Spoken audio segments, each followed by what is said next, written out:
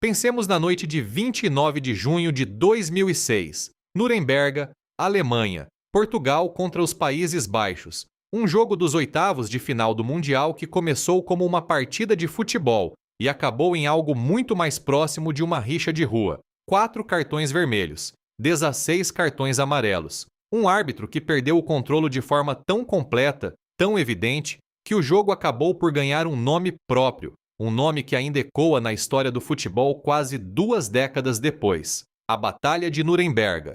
Continua a ser o jogo com mais cartões na história dos mundiais. O árbitro russo Valentin Ivanov mostrou aqueles 16 amarelos e 4 vermelhos ao longo de 90 minutos que pareceram mais uma guerra de desgaste do que uma partida de futebol. Deco expulso, Costinha expulso, Khalid Boulahrouz expulso, Giovanni van Bronckhorst expulso e, algures no meio de todo aquele caos, Luís Figo, um dos jogadores mais condecorados da sua geração, deu uma cabeçada a Mark Van Bommel perto da linha lateral e, de alguma forma, saiu dali apenas com um cartão amarelo. O árbitro nem sequer viu o lance diretamente. Foi o seu assistente que teve de o informar do que tinha acontecido. Era esse o nível de descontrolo em que tudo se encontrava. Esse recorde manteve-se intocado durante 20 anos. Uma referência do caos futebolístico que, durante 2 décadas completas, parecia totalmente segura. O tipo de marca a que ninguém tinha grande pressa de se aproximar.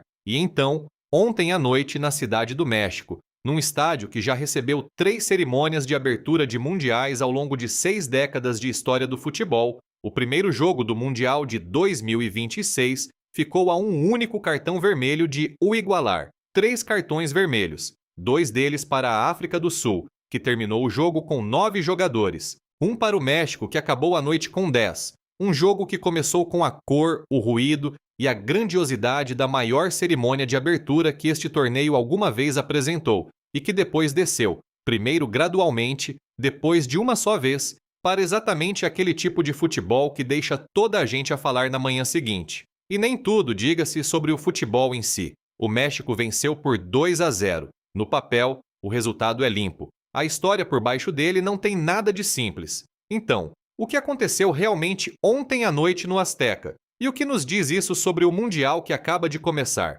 Vamos por partes, desde o início, porque o caos não chegou de uma só vez. Foi crescendo, cresceu devagar, por camadas, sobre uma das cerimônias de abertura mais extraordinárias da história do torneio. Cresceu contra um pano de fundo, um estádio, uma cidade, uma história, que fez tudo o que se seguiu parecer ao mesmo tempo improvável e, de algum modo, inteiramente adequado a uma competição que nunca soube fazer nada em silêncio.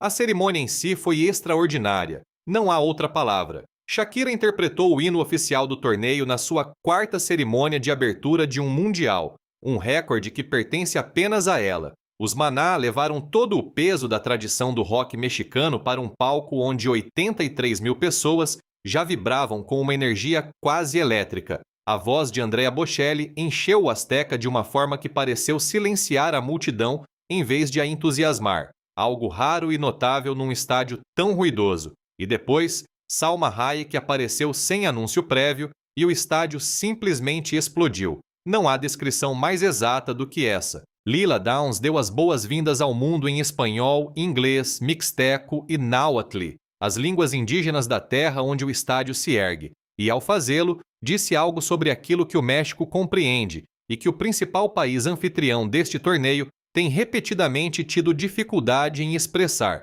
que o mundo que chega aqui inclui pessoas cujos antepassados estavam nesta terra muito antes de este estádio ser construído, muito antes de aqui se jogar futebol, muito antes de qualquer organismo dirigente se lembrar de agendar uma cerimônia de abertura. Essa saudação significa mais do que um bilhete e um lugar sentado. Tem peso. E numa noite em que a conversa em torno deste torneio já era tão ruidosa e tão carregada politicamente, aquele gesto teve uma ressonância diferente da que teria tido em qualquer outro ano. E então começou o futebol.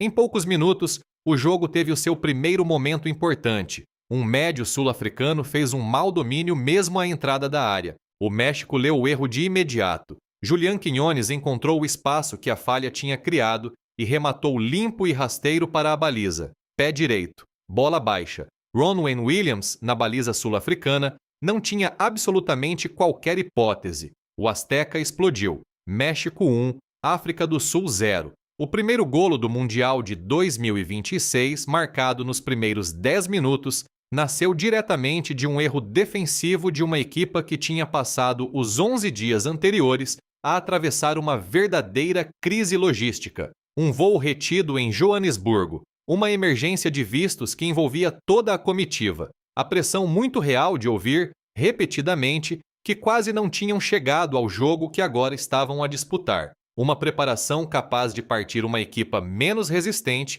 antes mesmo de a bola começar a rolar. A África do Sul não se desfez. Vale a pena dizê-lo de forma clara e firme, porque o resultado e a contagem dos cartões vermelhos podem dar a impressão de uma equipa que caiu sob a pressão. Não foi isso que aconteceu. A equipa de Hugo Broos mostrou exatamente a mesma resiliência que a tinha levado através de um grupo de qualificação que incluía a Nigéria, a suposta potência dominante do continente, uma seleção que não está neste torneio, enquanto a África do Sul está. Organizou-se, pressionou, criou momentos e obrigou o México a tomar decisões que não queria tomar. Lembrou a todos os que assistiam que chegar ao 2-0 exigiria trabalho real aos vizinhos do país anfitrião. E então começaram a surgir os cartões vermelhos. O médio, cujo mau domínio tinha contribuído diretamente para o primeiro golo, tornou-se, na segunda parte, o primeiro expulso do torneio. A natureza exata do lance que lhe valeu o cartão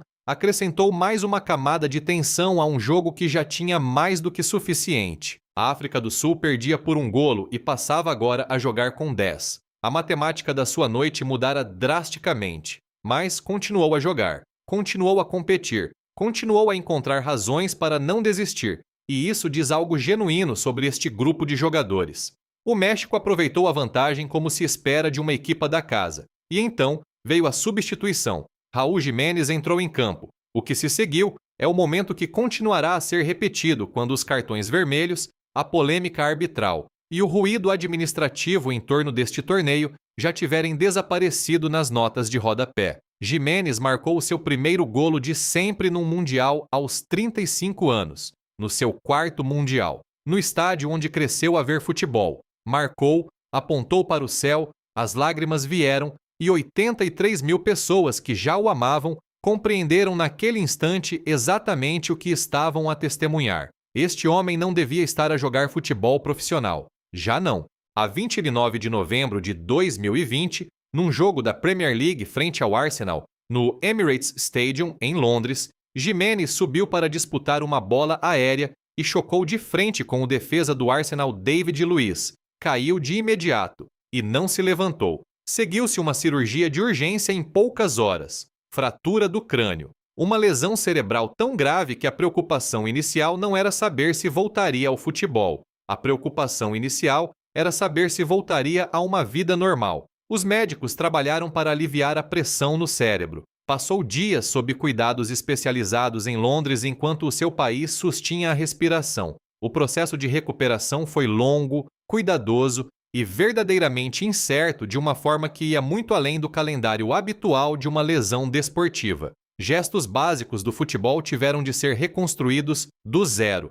Cabecear a bola, outrora uma das suas maiores armas, passou subitamente a exigir um nível de confiança que não regressa automaticamente quando já se fraturou o crânio uma vez. Treinou sozinho antes de treinar com os colegas. Usou uma proteção na cabeça que gradualmente se tornou parte da sua identidade, algo que os adeptos reconheceram e adotaram como símbolo de uma determinação que não se ensina. 8 meses depois daquela noite no Emirates, regressou à competição pelo Wolverhampton Wanderers. Não foi reintegrado aos poucos. Voltou. Continuou a marcar. Ultrapassou os 45 golos internacionais pelo México, tornando-se o terceiro melhor marcador da história da seleção. Reconstruiu uma carreira que muitas pessoas que o viram cair no Emirates tinham em silêncio, dado por terminada. Fê-lo ao longo de anos de trabalho cuidadoso e presença constante, aquele tipo de recuperação longa e pouco glamourosa que não produz compilações de melhores momentos, mas produz o tipo de jogador que acaba por marcar num Mundial aos 35 anos.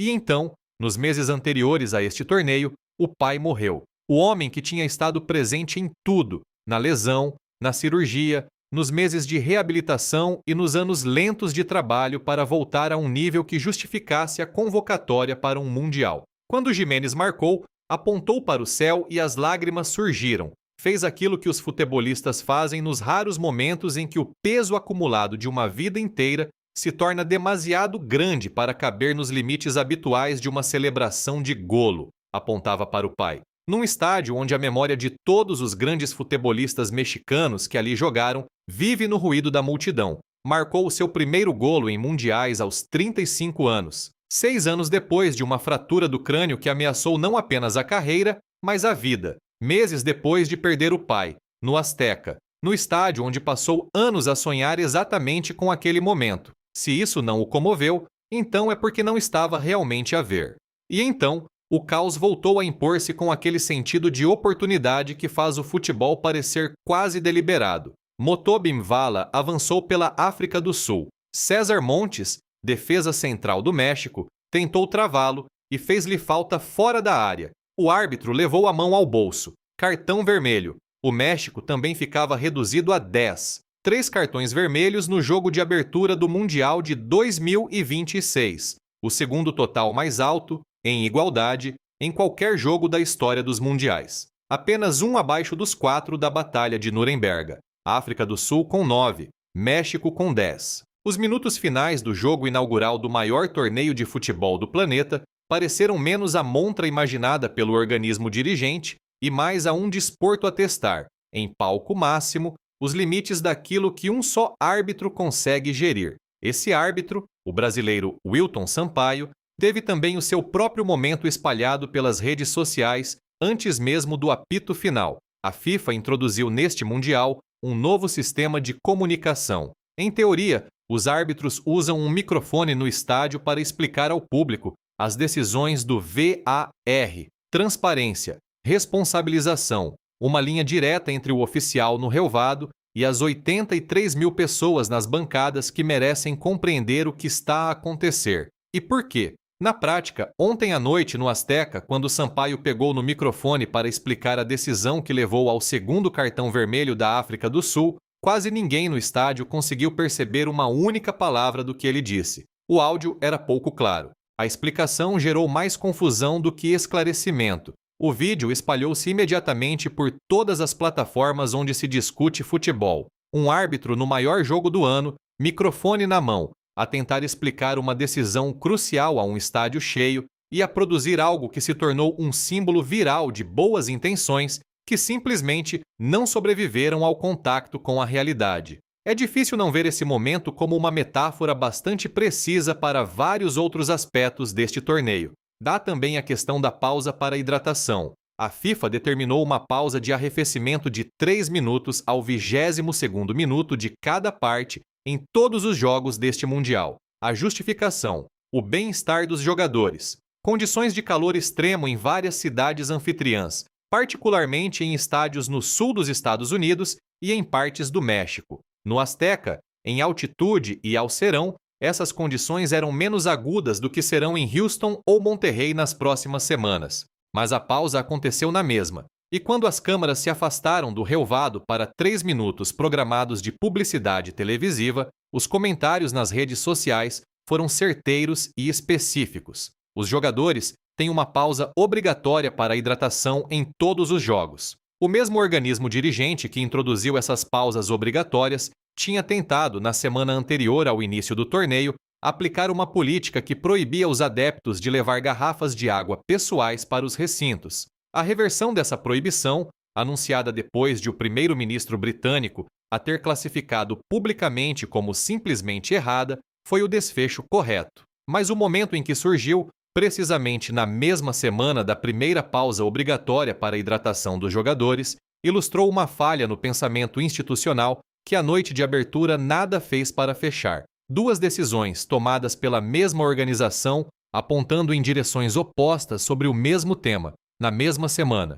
Agora coloquemos tudo isto ao lado daquilo que não aconteceu ontem à noite no Azteca. Omar Artan não aconteceu, o árbitro do ano da CAF, o primeiro somali alguma vez selecionado para um Mundial. O árbitro de 34 anos que tinha apitado ao mais alto nível do futebol africano incluindo a Taça das Nações Africanas, e que chegou ao Aeroporto Internacional de Miami com um passaporte diplomático válido e um visto de entrada única para os Estados Unidos. Não estava lá. Passou 11 horas no aeroporto de Miami, submetido a interrogatório por funcionários da Alfândega e Proteção de Fronteiras dos Estados Unidos, que acabaram por o colocar numa cela de detenção e depois num voo de regresso a Istambul, a cidade de onde tinha viajado. Regressou a Mogadíscio recebido como herói pelo público somali. O Departamento de Estado dos Estados Unidos citou preocupações de verificação e sugeriu ligações não especificadas a indivíduos com suspeitas de contactos com organizações terroristas, uma alegação que Artan e os seus apoiantes rejeitaram por completo. Tinha os documentos certos, tinha as credenciais, tinha o visto, tinha conquistado o seu lugar neste torneio através de anos de desenvolvimento profissional num dos ambientes mais difíceis do futebol mundial. E, no entanto, o homem que poderia ter estado naquele estádio, a gerir aqueles cartões vermelhos, a explicar decisões do VAR ao microfone, a supervisionar o jogo de abertura mais visto da história dos mundiais, estava sentado em Mogadíscio. Horas depois do apito final no Azteca, soube-se que a UEFA tinha intervindo. A organização que dirige o futebol europeu atribuiu a Artan a nomeação para a final da Supertaça da UEFA de 2026, o jogo entre o vencedor da Liga dos Campeões e o vencedor da Liga Europa, uma das partidas de clubes mais prestigiadas do calendário europeu. O continente que gere o futebol de um lado do Atlântico usou o momento para dizer algo sobre a forma como via o que tinha acontecido do outro lado. O contraste foi notado, foi assinalado de forma alta e pública, e continuará a fazer parte do registro deste torneio, escrito a tinta permanente ao lado de tudo o que foi decidido no relvado.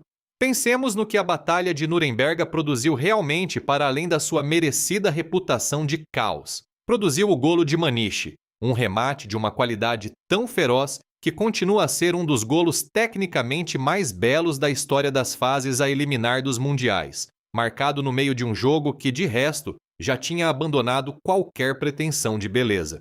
Produziu aquela tensão específica e elétrica de ver uma partida em que o árbitro perdeu completamente o fio ao jogo e em que absolutamente tudo parecia possível. Esses momentos de drama genuíno e não planeado, aqueles que ninguém escreveu e ninguém viu chegar, são os que mais fundo se cravam na memória coletiva de um torneio. Ninguém planeou a Batalha de Nuremberg. Ninguém planeou que a abertura de 2026 terminasse com 9-10. Ninguém planeou que a explanation of a referee to the microphone se tornasse viral antes do apito final. Estas são as coisas que um mundial acrescenta a si próprio. O caos que o organismo dirigente não escreve no guião e não consegue impedir quando 90 minutos de futebol começam de verdade. O jogo inaugural de um mundial tem um peso que vai muito além dos seus 90 minutos. Pensemos nos jogos que deram o tom aos torneios que se seguiram. Sifiwi Tshabalala, da África do Sul, a marcar aquele golo inaugural em 2010,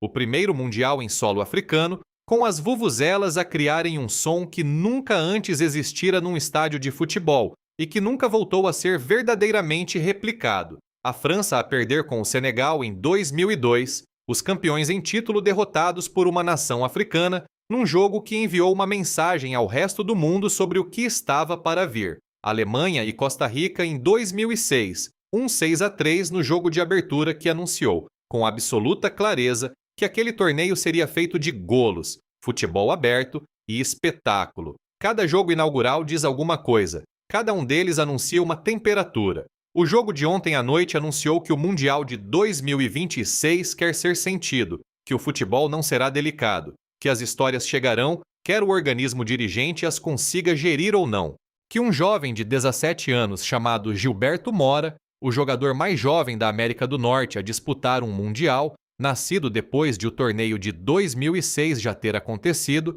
pode sair do banco no Azteca na noite de abertura e escrever o seu nome na história sem que ninguém tenha planeado esse capítulo antecipadamente. Que Raul Jiménez pode marcar o seu primeiro golo em mundiais aos 35 anos, no seu quarto torneio, no estádio onde cresceu, apontar para o céu e fazer 83 mil pessoas sentir todo o peso de uma vida humana comprimido num único gesto. Que a África do Sul pode chegar depois de ter ficado retida numa pista em Joanesburgo, atravessar uma crise de vistos de 11 dias envolvendo toda a comitiva, voar para o estádio de futebol mais famoso do planeta e terminar a noite com 9 jogadores ainda de pé e algo inegavelmente real para mostrar. Este torneio tem estado rodeado de mais ruído institucional do que qualquer mundial de memória recente. Os cartões vermelhos e as lágrimas, o microfone que ninguém conseguia entender, a pausa para a hidratação, a reversão da proibição das garrafas de água